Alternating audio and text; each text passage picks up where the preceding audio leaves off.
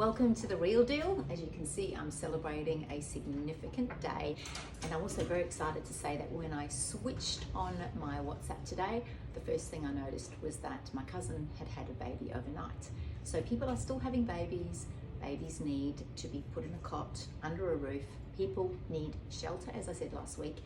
People need somewhere to bunk down, and people need somewhere to be quarantined. So let's not forget that very essential fact. In the same way that people need groceries, they need food, they need pasta, they apparently need mincemeat as well, and toilet paper. So really the world is still continuing, even though we're doing things a little bit differently, as you can see, but we're still open for business, and it's business as usual. We are running our open homes. Obviously we're taking precautions.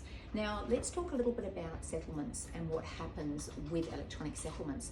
Well, settlement day is a lot of work. That's normally where an agent from each side of the transaction meets in the city in a bank, and they exchange checks, etc.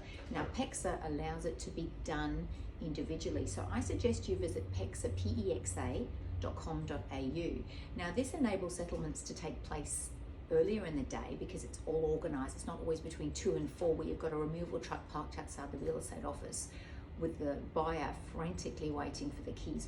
Trust me, it's happened that many times.